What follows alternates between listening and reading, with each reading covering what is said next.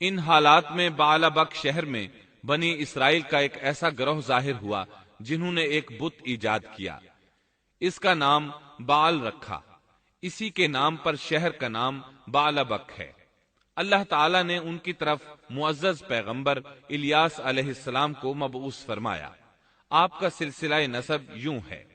الیاس بن یاسین بن Phinehas بن ایزار بن ہارون علیہ السلام۔ اللہ تعالیٰ سورۃ الصافات آیات 123 تا 132 میں ان کا تذکرہ یوں فرماتے ہیں: وَإِنَّ إِلْيَاسَ لَمِنَ الْمُرْسَلِينَ إِذْ قَالَ لِقَوْمِهِ أَلَا تَتَّقُونَ أَتَدْعُونَ بَعْلًا وَتَذَرُونَ أَحْسَنَ الْخَالِقِينَ اللَّهَ رَبَّكُمْ وَرَبَّ آبَائِكُمُ الْأَوَّلِينَ فَكَذَّبُوهُ فَإِنَّهُمْ لَمُحْضَرُونَ إِلَّا عِبَادَ اللَّهِ الْمُخْلَصِينَ وَتَرَكْنَا عَلَيْهِ فِي الْآخِرِينَ سَلَامٌ عَلَى الْيَاسِينَ إِنَّا كَذَلِكَ نَجْزِي الْمُحْسِنِينَ إِنَّهُ مِنْ عِبَادِنَا الْمُؤْمِنِينَ۔ اور بے شک الیاس بھی پیغمبروں میں سے تھے، جبکہ انہوں نے اپنی قوم سے فرمایا کہ تم اللہ سے نہیں ڈرتے، کیا تم بعل نامی بت کو پکارتے ہو اور سب سے بہتر خالق کو چھوڑ دیتے ہو، اللہ جو تمہارا اور تمہارے اگلے تمام باپ دادوں کا رب ہے۔ لیکن قوم نے انہیں جھٹلایا، پس وہ ضرور عذاب میں حاضر کیے جائیں گے، سوائے اللہ کے مخلص بندوں کے۔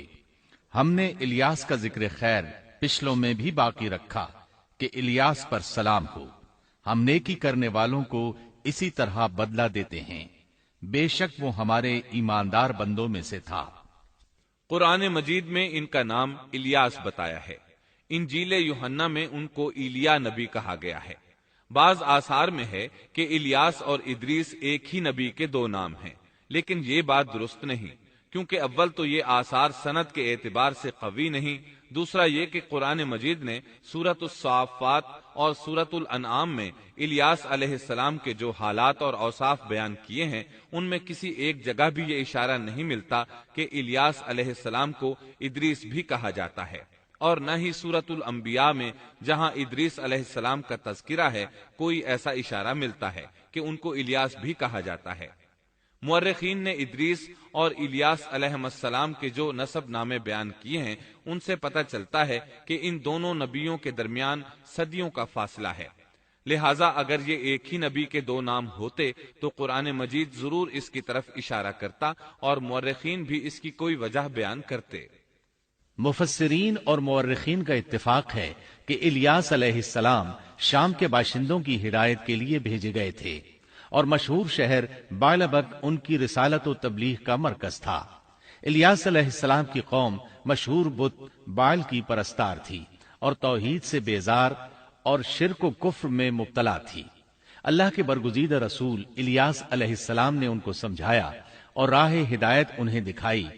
اور بت پرستی کے خلاف انہیں واعظ و نصیحت کی اور خالص توحید کی جانب انہیں بلایا۔ کتب تفاسیر میں ہے کہ بعل نامی بت سونے کا تھا اور اس کا قد 20 گز تھا اور اس کے 4 منہ تھے اور اس کی خدمت پر 400 خادم مقرر تھے۔ الیاس علیہ السلام کے زمانے میں یمن اور شام کا محبوب دیوتا یہی بت تھا، اور بعض مورخین کا خیال ہے کہ حجاز کا مشہور بت حبل بھی یہی بعل تھا۔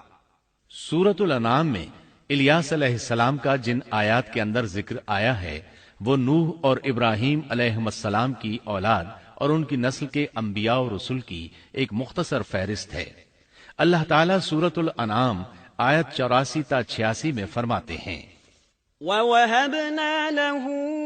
إِسْحَاقَ وَيَعْقُوبَ كُلًّا هَدَيْنَا وَنُوحًا هَدَيْنَا مِن قَبْلُ وَمِن ذُرِّيَّتِهِ دَاوُودَ وَسُلَيْمَانَ وَأَيُّوبَ وَيُوسُفَ وَمُوسَى وَهَارُونَ وكذلك نجزي المحسنين وزكريا ويحيى وعيسى وإلياس كل من الصالحين وإسماعيل واليسع ويونس ولوطا وكلا فضلنا على العالمين۔ اور ہم نے ان کو اسحاق دیا اور یعقوب، ہر ایک کو ہم نے ہدایت کی، اور پہلے زمانے میں ہم نے نوح کو ہدایت کی، اور ان کی اولاد میں سے داؤد کو اور سلیمان کو اور ایوب کو اور یوسف کو اور موسیٰ کو اور ہارون کو، اور اسی طرح ہم نیک کام کرنے والوں کو جزا دیا کرتے ہیں۔ اور نیز زکریا کو اور یحییٰ کو اور عیسیٰ کو اور الیاس کو، یہ سب نیک لوگوں میں سے تھے۔ اور نیز اسماعیل کو اور یسع کو اور یونس کو اور لوط کو، اور ان میں سے ہر ایک کو تمام جہان والوں پر ہم نے فضیلت دی۔ الیاس علیہ السلام اور ان کی قوم کا واقعہ اگرچہ قرآن میں بہت مختصر ہے، تاہم اس سے یہ سبق حاصل ہوتا ہے کہ بنی اسرائیل کے یہود کی ذہنیت اس درجہ مسخ ہو چکی تھی کہ دنیا کی کوئی برائی ایسی نہیں تھی کہ جس کے کرنے پر یہ حریص نہ ہوں، اور کوئی خوبی ایسی نہ تھی جس کے یہ دل دادا ہوں، اور انبیاء و رسل کے ایک طویل اور مسلسل سلسلے کے باوجود بت پرستی، نجوم پرستی، عناصر پرستی، غرض غیر اللہ کی پرستش کا کوئی شعبہ ایسا نہ تھا جس کے یہ پرستار نہ بنے ہوں۔ قرآن مجید میں بنی اسرائیل سے متعلقہ واقعات میں جہاں ان کی بدبختی اور کج روی پر روشنی پڑتی ہے، وہاں ہمیں یہ نصیحت و عبرت بھی حاصل ہوتی ہے کہ اب جبکہ انبیاء و رسول کا سلسلہ ختم ہو چکا اور خاتم النبیین کی نبوت اور قرآن مجید کے آخری پیغام نے اس سلسلے کو ختم کر دیا، تو ہمارے لیے ازحد ضروری ہے کہ بنی اسرائیل کی مسخ فطرت اور تباہ ذہنیت کے خلاف احکام الہی کو مضبوطی سے پکڑیں اور ان میں ہیلہ سازی اور ٹیڑھ پن سے کام نہ لیں، ان کی خلاف ورزی کی جرات نہ کریں، اور ہمارا شیوا سپرد و تسلیم ہونا چاہیے، نہ کہ انکار و انحراف۔ اسلام کے یہی اور صرف یہی معنی ہے۔